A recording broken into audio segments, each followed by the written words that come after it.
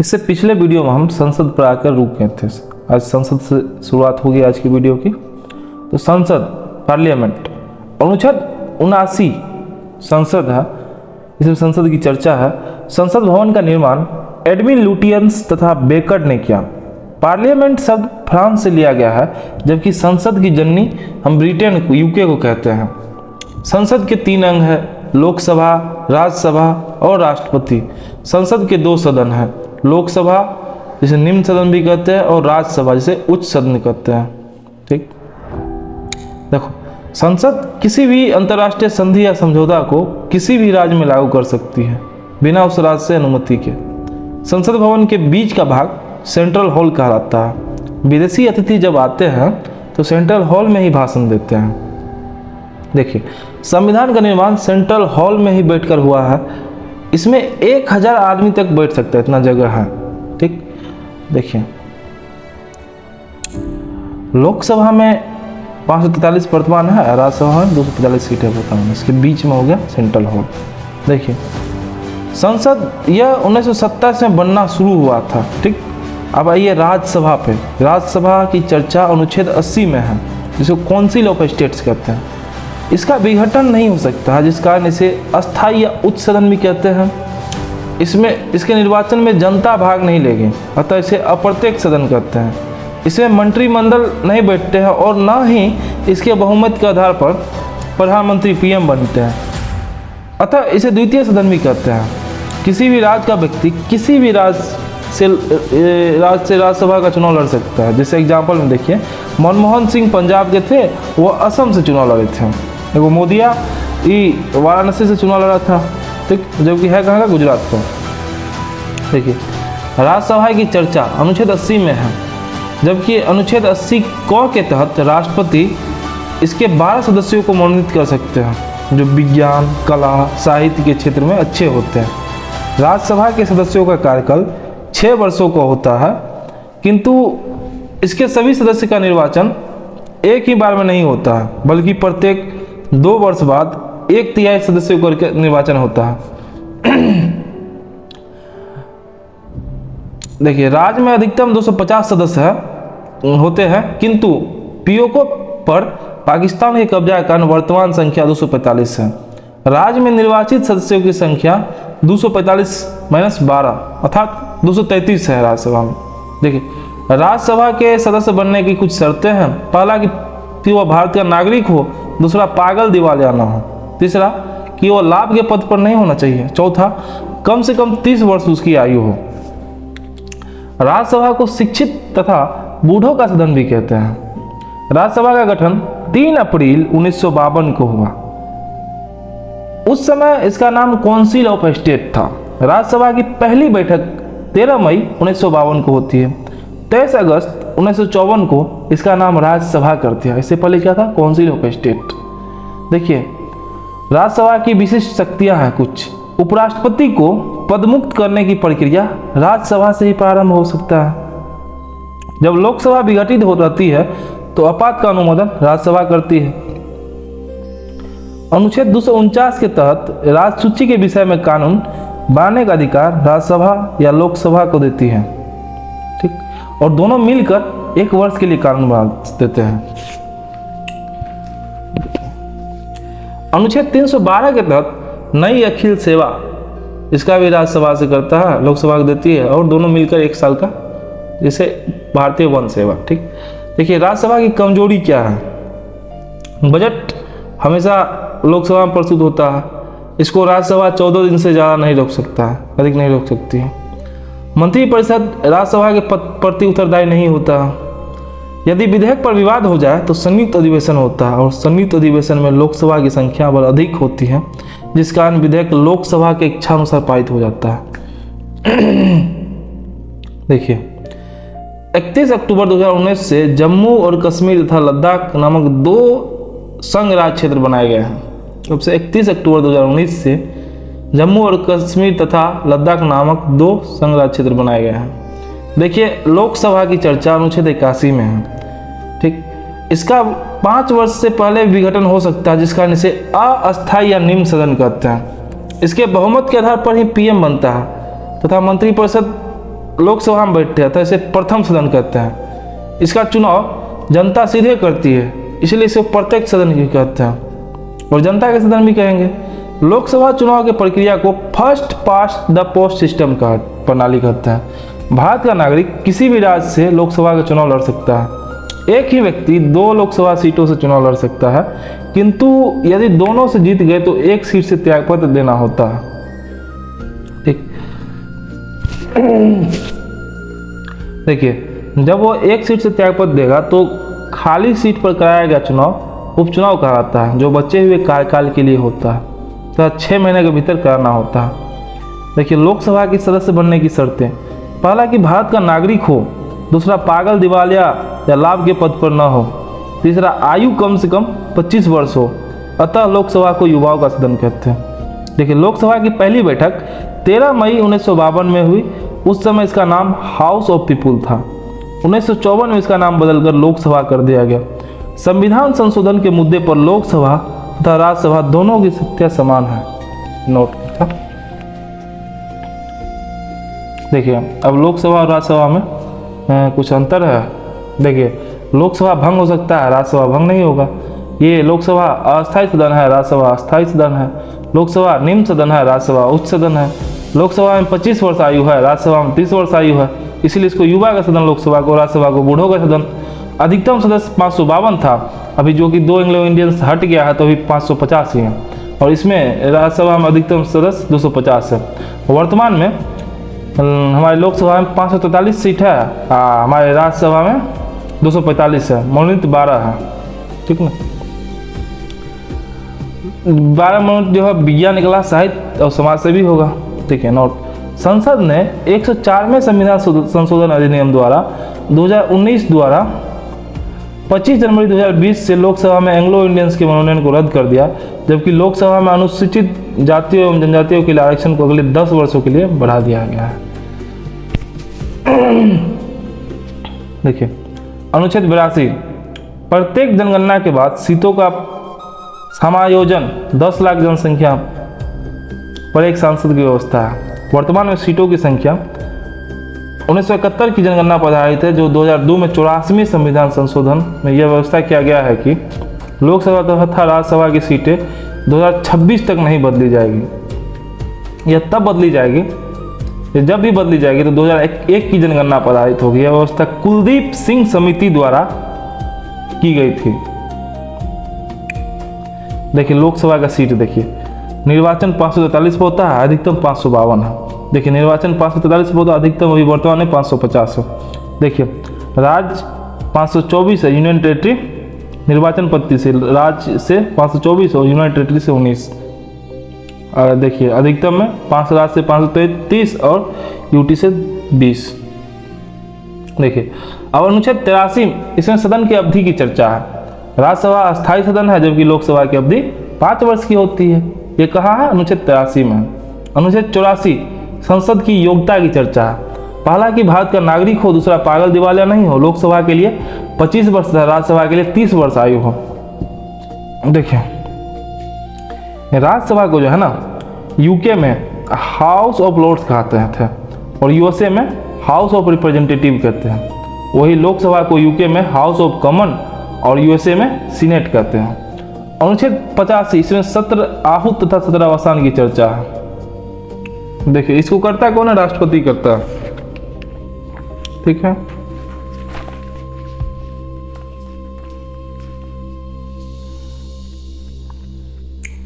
देखिए एडजर्नमेंट, कार्यवाही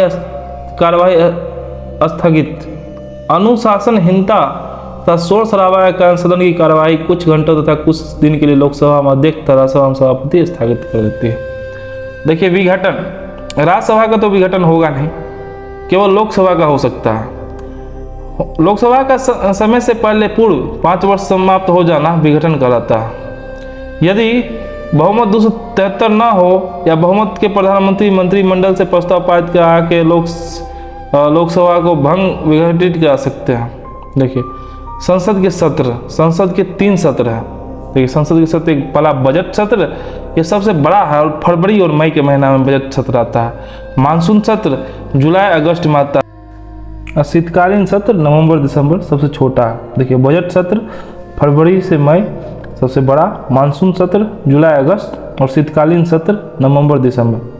देखिए संसद के किन्हीं दो सत्रों के बीच अधिकतम 6 महीना का समय अंतराल होगा। जब सत्र नहीं रहता है अस्थायी कानून राष्ट्रपति बनाते हैं। देखिए अनुच्छेद 86 इसमें राष्ट्रपति का अभिभाषण है। यह कब होता है? बजट सत्र की पहली बैठक। ठीक, इसमें क्या होता है? अर्थात बजट सत्र की पहली बैठक में दोनों सदनों को संयुक्त रूप से संबोधित करते हैं। राष्ट्रपति का अभिभाषण मंत्रिमंडल द्वारा लिखा होता है। देखिए अनुच्छेद 87 राष्ट्रपति का विशेष अभिभाषण 5 वर्ष के बाद नवनिर्वाचित लोकसभा की पहली बैठक को संयुक्त रूप से संबोधित करते हैं। यह किसी भी सत्र में हो सकता है। देखिए अनुच्छेद 88 सदन में मंत्री तथा महान्यायवादी का विशेष प्रावधान है। इसके तहत मंत्री तथा महान्यायवादी किसी भी सदन में बोल सकते हैं, किंतु महान्यायवादी मतदान नहीं कर सकता और मंत्री अपने सदन में जाकर मतदान करता है, जिस कारण वह सदन का सदस्य होता है और जिस भी सदन का सदस्य होता है। ठीक, देखिए अनुच्छेद 89 इसमें राज्यसभा के सभापति तथा उपसभापति का चर्चा है। ठीक, अनुच्छेद 93 इसमें लोकसभा के अध्यक्ष तथा उपाध्यक्ष की चर्चा है। देखिए एक होता है प्रोटेम स्पीकर, तो मालूम ही है। ठीक, देखिए लोकसभा अध्यक्ष की शक्तियां क्या है?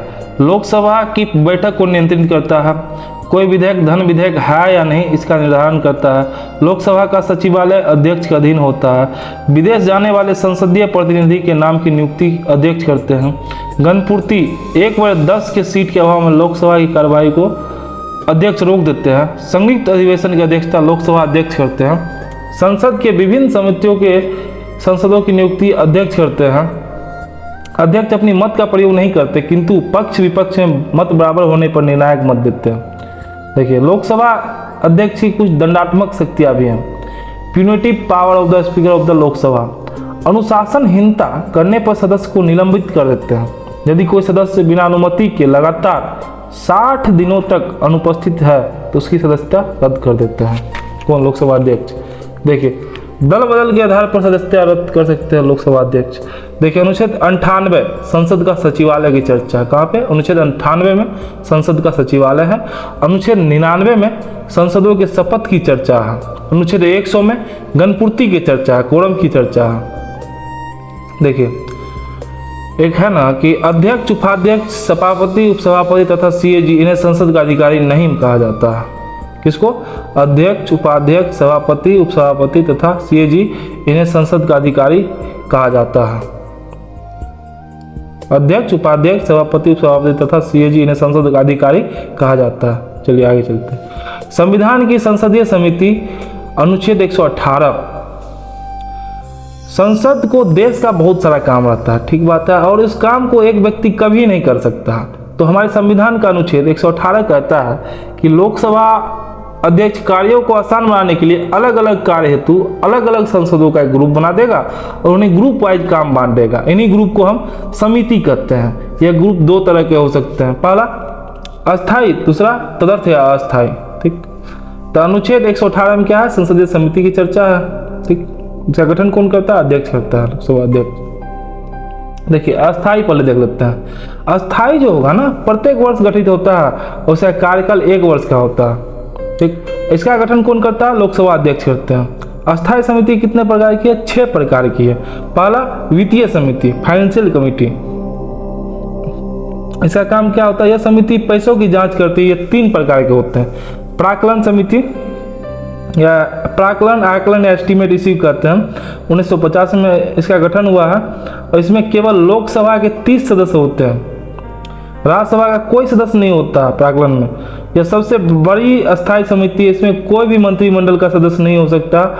इसको बजट के बाद लाया जाता है। ठीक, लोक लेखा समिति 1921 में आया है।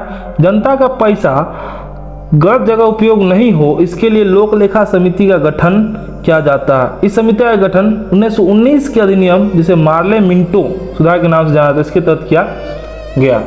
यह प्राक्कलन समिति के द्वारा निकाले गए धन की जांच करती है। इसमें लोकसभा के 15 तथा राज्यसभा के 7 सदस्य, कुल 22 सदस्य होते हैं। 1967 में एक परंपरा लाई गई जिसमें एक कहा गया कि लोक लेखा समिति धन की जांच करेगी तो उसका अध्यक्ष विपक्ष का नेता होगा। इसे प्राक्कलन समिति की जुड़वा बहन कहते हैं। किसको? लोक लेखा समिति को। यह सीएजी की रिपोर्ट की जांच करती है और लोक लेखा समिति अपनी रिपोर्ट लोकसभा अध्यक्ष को देती है। कौन? लोक लेखा समिति। देखिए, लोक सरकारी या उपक्रम समिति। देखिए, कम्यूट ऑन पब्लिक अंडरटेकिंग 1964 में ये आया है। लोक सरकारी उपक्रम समिति 1964 में आया है। इस समिति का काम क्या है? 1964 में इसका गठन हुआ है। इसका काम सरकारी कंपनी जैसे NTPC, group D, BSNL, etc, फलाना ढिमकाना कंपनियों की जांच करती है। इसमें लोकसभा का 15 सदस्य होगा और राज्यसभा का 7 सदस्य होगा। अब देखिए दूसरे नंबर पर क्या है? विभागीय समिति, अस्थायी का है। विभागीय समिति कई प्रकार की होती है, अलग अलग विभागों के लिए कुछ विभागीय समिति होते हैं। तीसरा, जांच समिति। जांच समिति में जनता की समस्याओं की जांच के लिए एक समिति बनाई जाती है और उसको लोकसभा के अध्यक्ष को बताती है कि जनता की ये सभी समस्या है और इस प्रकार का विधेयक बनना चाहिए। देखिए अब जो है सदन समिति, हाउस ऑफ कम्युनिटी। इस समिति की कई समितियां होती हैं। इसका काम सदन के लिए नियम कानून और किस विधेयक को कितने दिन में पारित करा लेना है इसके लिए समय निर्धारण करना है। इसी समिति का कार्य है सदन समिति का। अन्वेषण समिति, इस समिति का मुख्य कार्य SC/ST के बारे में जांच करना होता है। सेवा समिति, इसका कार्य सांसदों का वेतन, भत्ता, आवास का निर्धारण करना है। देखिए अस्थायी समिति या तदर्थ समिति, एडहॉक कमेटी इसी को बोलते हैं। अस्थायी 2 प्रकार के होते हैं, प्रवर और संसदीय। प्रवर और संयुक्त प्रवर, संसदीय और संयुक्त संसदीय, JPC, ज्वाइंट पब्लिक कमेटी। ठीक, इसका गठन विशेष काम के लिए विशेष परिस्थिति में किया जाता है। ठीक ना, यह काम पूरा हो जाता है तो उस काम को पूरा कर जाने के बाद इस समिति को भंग कर दिया जाता है। इसी कारण हम इसे अस्थायी समिति के नाम से जानते हैं। 2 प्रकार का होता है, प्रवर और संसदीय समिति।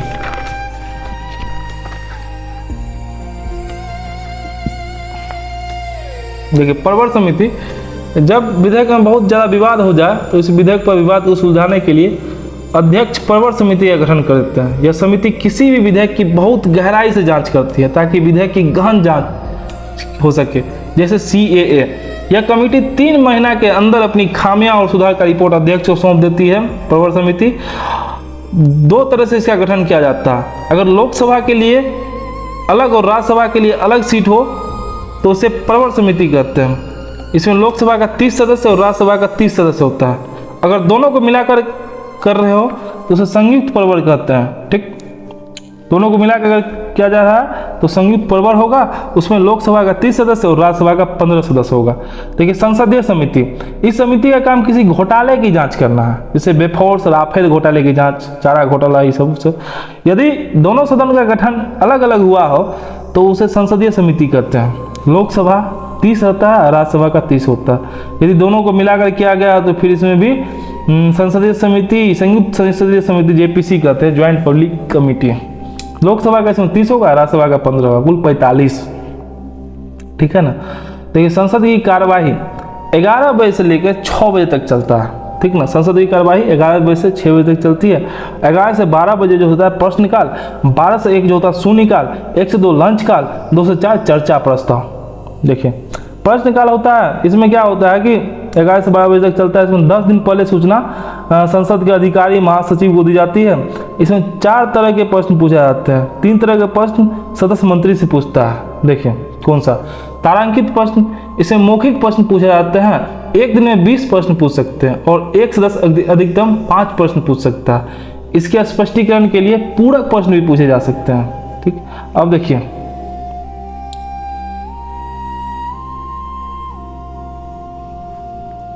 अतारांकित प्रश्न, इसमें लिखित प्रश्न पूछे जाते हैं और एक दिन में 230 प्रश्न पूछे जा सकते हैं। एक हो गया अल्प सूचना, इसमें प्रश्नों का संबंध लोक महत्व के तत्कालिक विषय से होता है। इसे 10 दिन से कम दिनों में भी सूचना दे सकते हैं और इसका जवाब मौखिक मिलता है। एक होता है गैर सरकारी सदस्य से पूछे जाने वाले प्रश्न, मतलब कि जरूरी नहीं है कि मंत्री से ही प्रश्न पूछा है। जो मंत्री नहीं है उसे गैर सरकारी कहते हैं, उससे भी प्रश्न पूछे जा सकते हैं कि आप अपने क्षेत्र में कौन सा कार्य किए हैं। अब ये देखिए शून्यकाल, दूसरा काल होता है शून्यकाल, 12 बजे से 1 बजे तक। ठीक, इसे कोई सूचना उचना नहीं दिया जाता, ऐसे प्रश्न पूछा जाता है, हंगामा धोती फारसी में होता है। और इसका भारतीय मीडिया 1962 में इसका नाम शून्यकाल कर दिया। देखिए अब लंच होता है 1 बजे से 2 बजे तक खाएगा छोटा सा। इसका भोजन कौन करवाता है? IRCTC। लंच के बाद संसद को बोलने का मौका दिया जाता है जिन्हें मौका नहीं मिला है। देखिए चौथा नंबर पर आता है चर्चा संसदीय प्रस्ताव, 2 बजे से लेकर 6 बजे तक चलता है। लंच के बाद 2 बजे से 6 बजे के बीच का समय होता है, इसमें विभिन्न चर्चा प्रस्ताव लाए जाते हैं। देखिए जैसे प्रिविलेज मोशन, विशेषाधिकार प्रस्ताव, ये मतलब कि यह प्रस्ताव कोई भी संसद का सदस्य ला सकता है। यह तब लाया जाता है जब कोई मंत्री उसे अधूरी जानकारी या फिर मंत्री जानकारी छुपा लिया हो। इसके खिलाफ विशेषाधिकार प्रस्ताव लाया जाता है। यह अध्यक्ष की सहमति से लाई जाती है। अध्यक्ष को पूरी जानकारी देनी होती है। देखिए ध्यान आकर्षण प्रस्ताव, यह प्रस्ताव कभी भी कोई भी सदस्य ला सकता है। लोकहित सार्वजनिक विषय पर संबंधित मंत्री को सूचित करने के लिए लाया जाता है। एक है कार्य स्थगन प्रस्ताव, किसी आपातकालीन या अविलंबनीय मुद्दे पर चर्चा के लिए लाया जाता है। इसे लाने के लिए संसद में चल रही चर्चा को रोक दिया जाता है और आपातकालीन मुद्दे पर चर्चा किया जाता है। जैसे विदेशी आक्रमण प्रस्ताव लाने के लिए कम से कम 50 सदस्यों की सहमति आवश्यक है। इसे 2.5 घंटे की चर्चा चलती है। अब एक होता है अल्पकालीन चर्चा, शॉर्ट टर्म डिस्कशन, यह कार्य स्थगन प्रस्ताव के समान ही होता है। इस पर 2 घंटे की चर्चा होती है। इसमें चर्चा सार्वजनिक महत्व के विषय पर होता है। अध्यक्ष द्वारा इसके लिए सप्ताह के शुरुआत का 3 दिन का समय दिया जाता है। एक होता है हाफ आवर डिस्कशन, आधे घंटा की चर्चा। प्रश्नकाल के अतारांकित प्रश्न की दी गई उत्तर का स्पष्टीकरण के लिए आधे घंटे की चर्चा की मांग की जा सकती है। अध्यक्ष द्वारा इसके लिए सप्ताह के 3 दिन का आधे घंटा का समय दिया जाता है। ठीक, अब है धन्यवाद प्रस्ताव, मोशन ऑफ थैंक्स। राष्ट्रपति के अभिभाषण के बाद उस पर धन्यवाद प्रस्ताव पारित किया जाता है। धन्यवाद प्रस्ताव पारित करने के लिए कम से कम 50% सदस्यों की सहमति होनी चाहिए। अगर धन्यवाद प्रस्ताव पारित नहीं हो पाया तो मंत्रिपरिषद को त्यागपत्र देना पड़ता है। इसके बाद है निंदा प्रस्ताव, सेंसर मोशन। यह समस्त मंत्रिपरिषद या किसी मंत्री के विरुद्ध लाया जाता है। या तो पूरा मंत्रिपरिषद बुलाएंगे या तो किसी एक मंत्री के विरुद्ध लाएंगे। इसके लिए 50% से अधिक मत से पारित होने पर मंत्रिपरिषद को त्यागपत्र देना पड़ता है। यह तब लाया जाता है जब कोई मंत्री अपना कार्य ठीक ढंग से नहीं कर पा रहा है, लौड़ा आता नहीं आता ऐसे कुछ। अविश्वास प्रस्ताव, नो कॉन्फिडेंस मोशन, इसे लोकसभा में विपक्ष लाती है। इसे एक सत्र में 1 बार लाया जाता है। अध्यक्ष अविश्वास प्रस्ताव पर चर्चा तभी कराते हैं जब कम से कम लोकसभा में 50 संसद लिखित सहमति दे दे। अध्यक्ष पर यह दबाव बन जाता है कि 10 दिन के भीतर उस पर चर्चा कराएंगे। यदि अविश्वास प्रस्ताव 50% से पारित हो जाती है तो सरकार गिर जाती है और पुनः चुनाव होता है। पहली बार अविश्वास प्रस्ताव 1963 में जवाहरलाल नेहरू के विरुद्ध जेबी कृपलानी ने लाया था। फिर से पहली बार अविश्वास प्रस्ताव 1963 में जवाहरलाल नेहरू के विरुद्ध जेबी कृपलानी ने लाया था। अब तक 27 बार अविश्वास प्रस्ताव लाया गया है। सर्वाधिक अविश्वास प्रस्ताव इंदिरा गांधी के विरुद्ध 15 बार लाया गया है। अब है विश्वास प्रस्ताव, इसका उल्टा।